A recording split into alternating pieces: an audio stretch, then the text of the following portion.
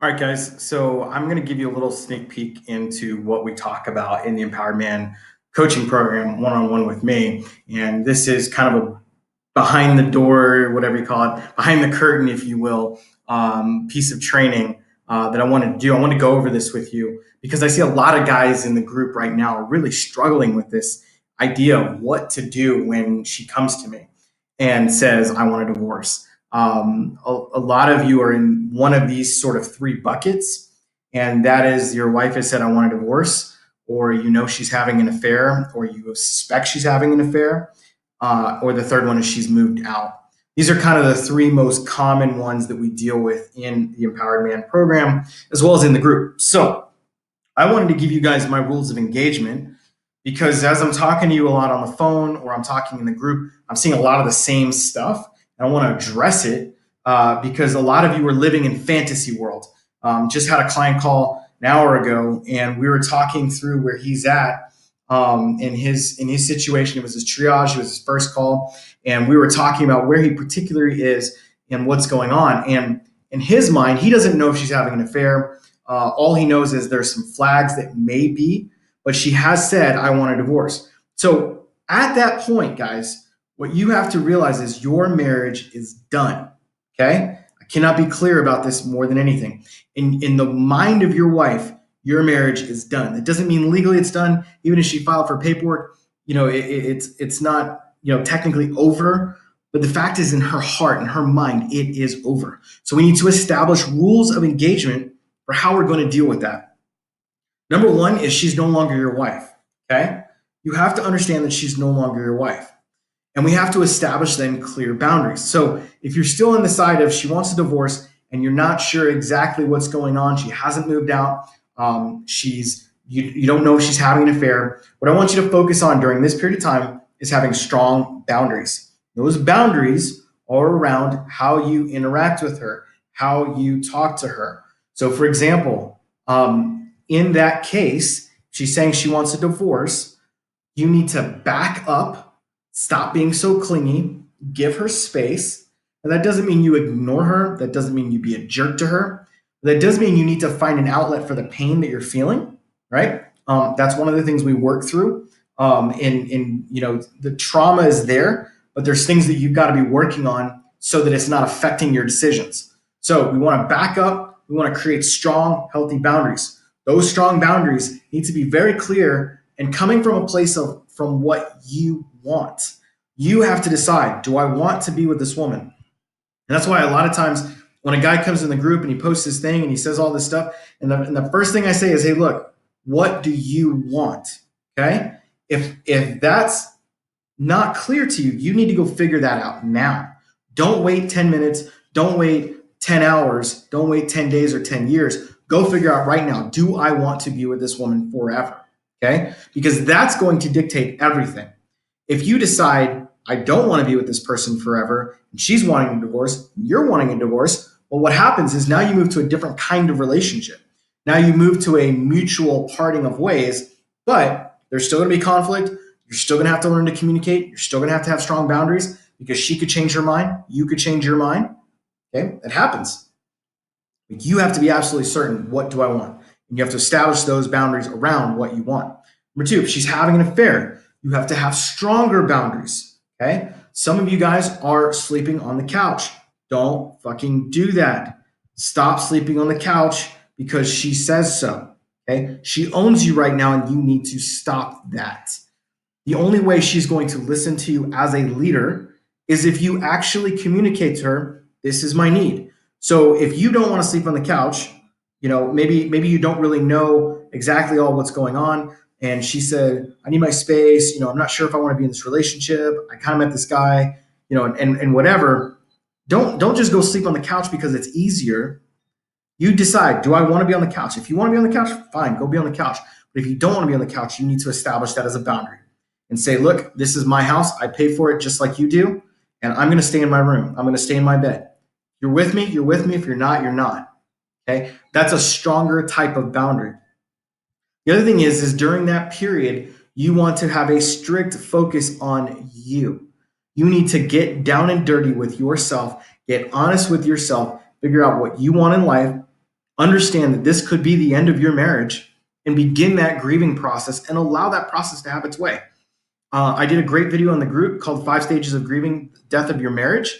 Go watch that. That video is very impactful and will kind of help you understand the impact of grieving has on you and how you'll know when you've come to the place of you're no longer having to grieve. Because most of us don't give enough space to it. And if we don't grieve our marriage, and let's say the marriage does end, and you want to go then try to get into another relationship, if you haven't grieved it, you'll become bitter and you'll become an asshole when it comes to being in another relationship. And you don't want to do that. You'll have trust issues. You'll have all kinds of things. And some of you right now are dealing with the ramifications of another relationship before you got into this marriage, especially if it's your second or third, or you had another long-term relationship before you married this woman, and you're dealing with that. The next thing also is make sure that you give her space and you stop being so clingy. Okay, if she's having an affair and she's saying to you, "I don't know if I want to be in this marriage anymore. I'm not sure if I want to end it," and she's being real, she's gaslighting you. She's not being truthful, being honest with you. You need to give her space and stop being so clingy. Stop saying "I love you" and being affectionate. This is not the same person. Okay, when I say that she's no longer your wife, that means that for all intents and purposes, your marriage is over, and the woman you married, the woman that you spent all these years with building a family, is no longer that person. And that sucks. That hurts. It does something internally because we don't want to come to grips with that. We don't want to deal with the fact that this is the truth, the reality, and we live in this fantasy, this false hope. We're always looking for, well, it looks like she's coming back, or we have these signs. Maybe she's coming back to the marriage, but in reality, she's not, guys. Until she's made it clear that she's done with the affair and she's coming back to the marriage, you have to have absolute strong boundaries. No strong boundaries, probably going to be no sex and no kissing and no affection and no holding hands and no talking about our relationship. Okay, you don't want to go down that road because that road leads to destruction. And the reason for that is because your heart will be like on a yo-yo, and you'll keep thinking, well, maybe she's coming back, and you have this false hope. I see this all the time in other groups, especially where guys are getting really bad advice and they're talking about their wife having an affair, and they're like, "Oh, she said she stopped the affair, and now she's coming back to the bed and she's sleeping with me now. We're having sex again." Well, that's great, but if she did not emotionally disconnect from that person, and usually it takes a long time, it doesn't happen overnight. If she has not emotionally disconnected from that person and begun the process of emotionally reconnecting with you, you don't have a marriage. You still have somebody who's out in their heart and in their mind and has not come back to the marriage. So before that happens, you have to have like really strong boundaries, so that's not affecting you. Okay, and then the final thing is she's moved out. Now, she's moved out, whether she's having an affair or she just wants a divorce, she's moved out, she needs space. That's where your communication needs to amp it up even more. Okay, your communication needs to be very, very intentional. What I mean by that is that with intentional communication, it means we're focused on the kids. And if there's no kids, we're focused on more transactional type things. We're not talking about, "Oh, remember that time we did this thing?" We're not texting her, "Oh, babe, remember this thing?" None of those things are going to remind her to come back to you. The only thing that's going to happen is really it's in her court, right? Her court is her decision whether or not she comes back to you.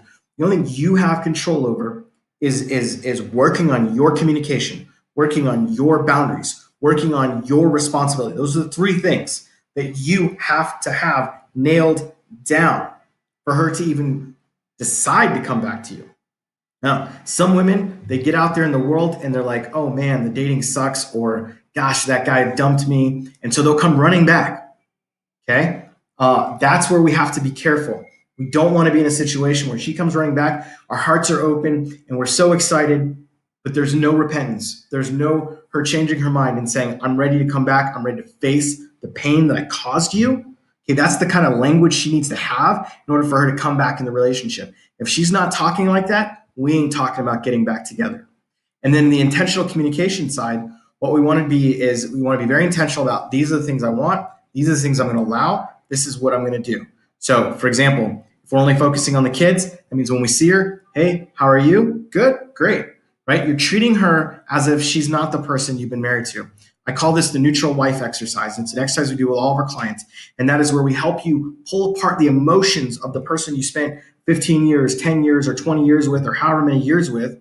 And you start to treat her as somebody who's helping you with the children, not the person you shared a bed with for 15 years. It's a completely different ball game in terms of how you respond and how you actually interact with that person. It's very, very powerful. Look, I can help you guys do that if you're interested and you want to learn more about our program. I challenge you to comment below. Say, put in there, put boundaries below in the comment. I'm going to say that. So type boundaries below if you're interested in learning more about our VIP program. It's a one-on-one coaching program with me. We don't take everybody. We actually cancel most people's phone calls because not everybody's ready to be coached. It's not even it's all about you and whether or not you're ready. So if you feel like you're ready to move past this, you're ready to start working on yourself and getting into that place, I want you to comment below boundaries, and we're going to help you set up those boundaries. Cool? See you on the flip side.